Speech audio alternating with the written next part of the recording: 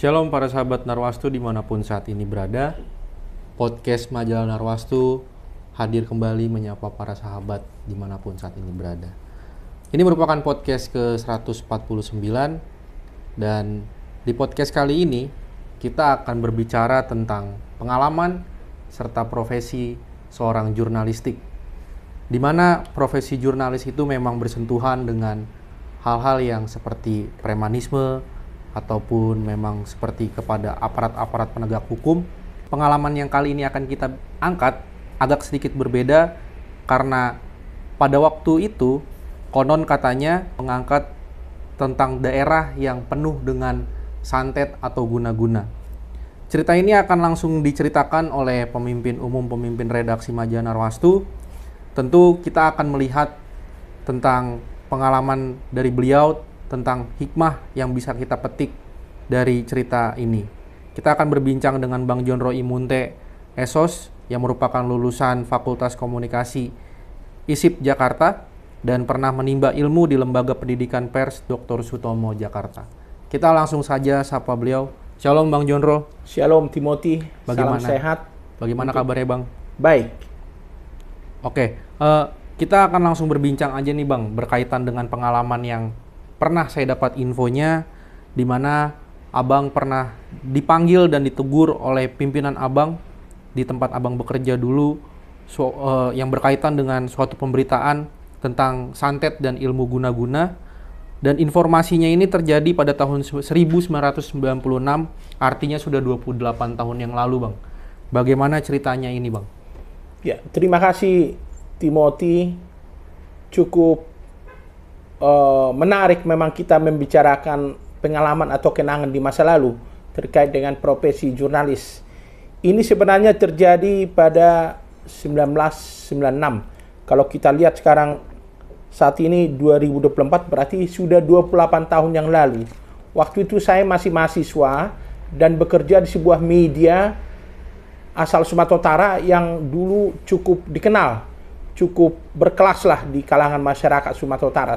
Saya tidak usah sebut nama medianya. Yang jelas dulu sambil dulu kuliah, saya bekerja part-time di majalah terbitan Sumatera Utara yang berkantor di Jakarta ini. Jadi ceritanya waktu itu Timothy, ya, saya melakukan perjalanan jurnalistik ke kampung halaman saya di daerah Sumatera Utara, ya.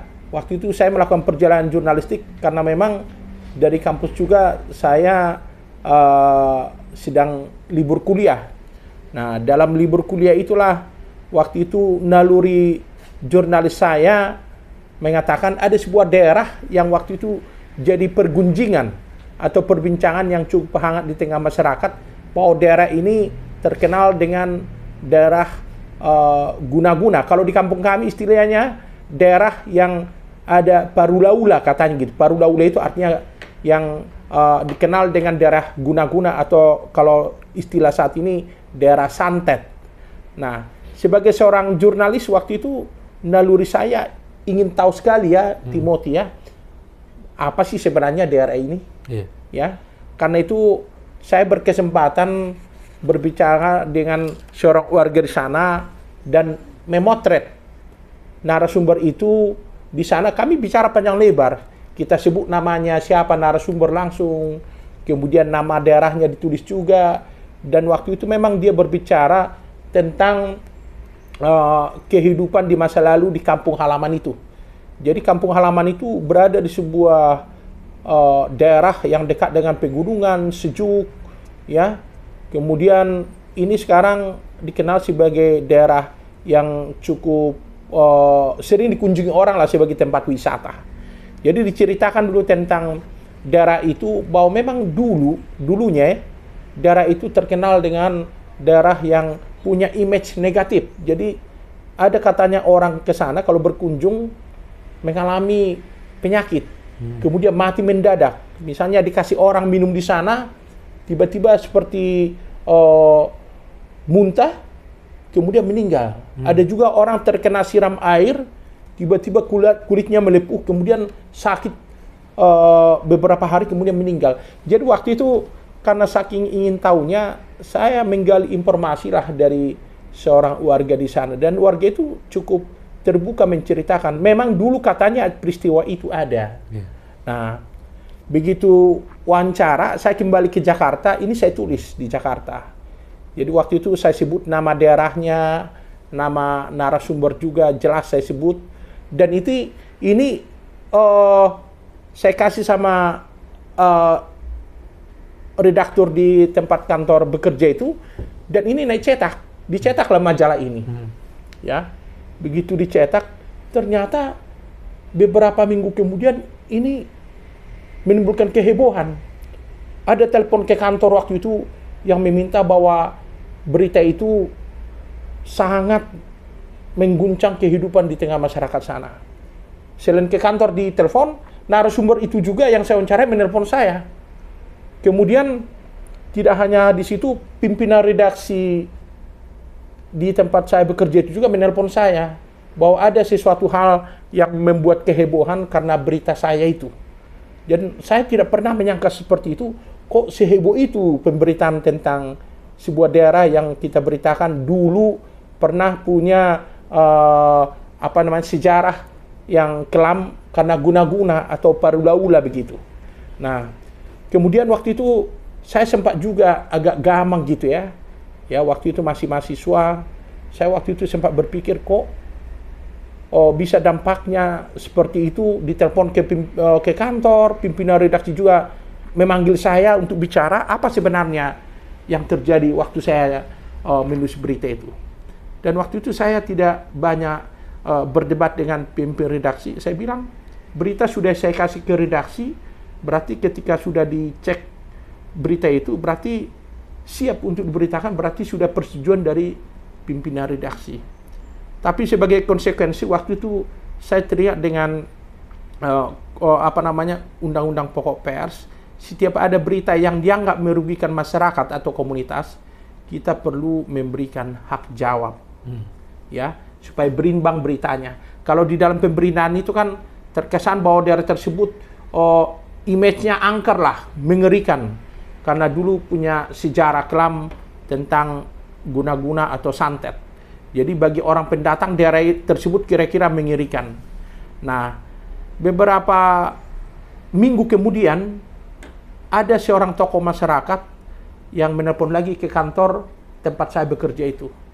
Dia bilang bersedia diwawancara untuk membuat perimbangan berita. Nah, kami kemudian ketemu ya di sebuah rumah makan Batak di Jakarta Timur.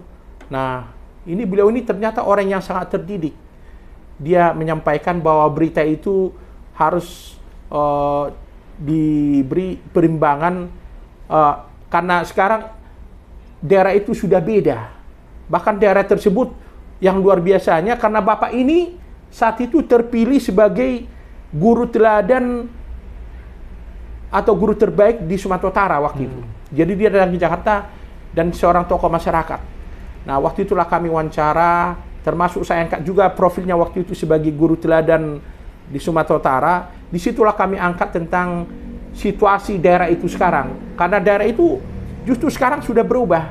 Memang dulu ceritanya guna-guna itu jadi perbincangan di sana. Tapi sekarang daerah tersebut menjadi daerah wisata, daerah yang terkenal dengan kulinernya, ada Putu, ada Lemang, bahkan daerah yang sering dikunjungi karena pegunungannya indah, kemudian karena dikelilingi hutan-hutan yang sejuk. Jadi daerah itu sudah sangat beda. Bahkan dari daerah tersebut ada beberapa pendeta yang cukup terkenal di Indonesia berasal dari kampung itu. Jadi cerita yang lama itu ketika diangkat ke media memang bisa menimbulkan gejolak. Ya, jadi ini bagi saya sebuah pengalaman menarik dalam menekuni dunia jurnalis, Timothy. Ya, ini perlu saya sampaikan karena memang ada hikmah yang bisa kita petik di situ. Tadi kan Abang singgung bahwa ada polemik ya dari pemberitaan ini. Nah, kalau misalnya polemik ini terjadi di tengah masyarakat, apalagi ini menyangkut suatu daerah, bagaimana Bang akhir penyelesaian dari pemberitaan ini, Bang? Ya, jadi seperti saya bilang, ketika kami bertemu dengan tokoh masyarakat yang juga guru teladan di Sumatera Utara itu, beliau menceritakan tentang kondisi saat ini di daerahnya tersebut. Bahwa memang yang diceritakan narasumber yang pertama itu kan masa lalu, sekarang udah beda. Jadi yang mau disampaikan di sini ya harus ada perimbangan, cover both side. Memang yang waktu itu yang menurut saya kurang lengkap, yang waktu saya tulis tidak cover both side. Jadi hanya cerita tentang masa lalu yang diceritakan narasumber pertama. Jadi di sini satu hikmah yang bisa kita petik ketika kita mengangkat sebuah daerah, apalagi menyangkut hal-hal yang sensitif seperti daerah-daerah yang katakanlah daerah-daerah santet atau daerah yang diduga sebagai tempat guna-guna, kita juga harus hati-hati. Kita harus hati-hati. Seperti Undang-Undang Pokok Pers nomor 40 tahun 99, kita selalu diingatkan, diamanatkan supaya tetap menjaga kondisivitas masyarakat ketika menulis berita. Jadi berita itu harus membawa dampak positif lah, tidak membuat perpecahan di tengah masyarakat, begitu. Oke Bang, yang terakhir Bang, Abang sebagai seorang jurnalis yang cukup senior, kemudian Abang sebagai pemimpin redaksi dan pemimpin umum majalah Narwastu, apa yang ingin Abang sampaikan kepada teman-teman seprofesi jurnalis di tengah-tengah pemberitaan mereka Bang? Ya, ini ada hikmah yang bisa saya petik dari kasus ini ya, karena harus saya jujur mengakui, waktu itu saya agak ketakutan juga. Waktu itu saya masih mahasiswa, waktu itu saya banyak berdoa, ya. Kan waktu itu dalam pikiran saya, wah, ini majalah tempat saya bekerja bisa digugat secara hukum ini. Dan saya pun bisa terancam dikeluarkan dari majalah itu. Sampai ada pikiran dulu seperti itu. Dan ternyata pimpinan saya ini cukup bijak, ya. Kita meladeni narasumber yang menyampaikan keberatan itu untuk menyampaikan hak jawab. Jadi tidak ujuk-ujuk kalau ada sebuah daerah atau katakanlah individu atau komunitas yang diberitakan agak negatif, mereka marah-marah lalu melakukan tindakan-tindakan yang anarkis, bukan seperti itu. Jadi ada hak jawab yang disampaikan. Ini menurut saya cara-cara yang sangat elegan.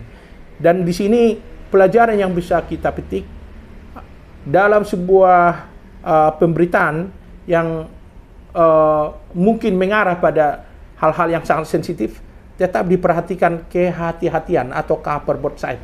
Jangan ditulis nama daerah itu secara langsung, atau jangan langsung memuat foto narasumber itu secara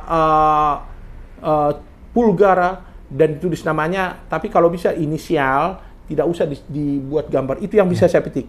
Yang kedua, inilah realitas dari masyarakat masyarakat setempat. Ketika ada berita yang meresahkan, pasti mereka bereaksi. Karena itu kita juga harus menyadari bahwa kekuatan pemberitaan di media itu, Timothy, luar biasa. Ya, bukan hanya tulisan, tapi bisa menimbulkan kegoncangan di tengah masyarakat. Jadi ketika kita menulis sesuatu, tetap dipikirkan, dipertimbangkan apa dampak yang akan muncul terjadi. Jadi kita juga berhikmat, hati-hati dalam menulis. Yang berikutnya, ini juga sebagai masukan juga untuk redaktur atau editor di sebuah media. Seperti berita yang saya kasih itu sudah saya kasih kepada editor di tempat saya bekerja. Tapi kok bisa lolos dan menimbulkan gejolak? Mestinya disampaikan ke saya, ini berita ini jangan seperti ini penulisannya, jangan dibuat fotonya langsung, tapi nama narasumber juga sebaiknya inisial, jangan langsung ditulis. Mestinya editor juga mestinya bisa menyampaikan seperti itu untuk memberikan edukasi kepada wartawan muda seperti saya pada waktu itu. Yang berikutnya, ya, perlu saya sampaikan juga, pekerjaan wartawan itu memang berisiko. Ya, kita harus tetap hati-hati, kita harus berhikmat, waspada, dan tetap berupaya menyuarakan suara kedamaian, kerukunan, dan persatuan di tengah masyarakat. Seperti moto majalah Narwastu, kita sebagai media tetaplah menyuarakan kabar baik kepada publik, kepada masyarakat, juga kepada gereja dan bangsa. Banyak pengalaman yang menurut saya perlu kita sampaikan sebenarnya, Timothy, tapi itu menurut saya pengalaman yang menurut saya cukup menarik ya, dan mungkin saya tidak mungkin melupakan pengalaman itu karena berkaitan dengan sebuah pemberitaan yang berkaitan dengan sebuah daerah yang dituding daerah yang konotasinya itu negatif. Tapi sekarang daerah tersebut sudah menjadi daerah tempat wisata, ya, tempat pemandangan yang dikeliling gunung, dan sering dikunjungi orang. Demikian, Timothy. Oke, Bang Yondro, terima kasih atas waktu dan bincang-bincangnya tentang pengalaman Abang selama menjadi seorang jurnalis senior. Demikianlah Bapak, Ibu, dan Saudara, podcast ke-149 ini. Kiranya podcast dan tayangan-tayangan dari Majalah Narwastu dapat memberikan berkat buat Bapak, Ibu, Saudara. Kami undur diri. Shalom, salam sehat, salam kasih Narwastu. Tuhan Yesus memberkati. Ya, Tuhan Yesus memberkati kita sekalian.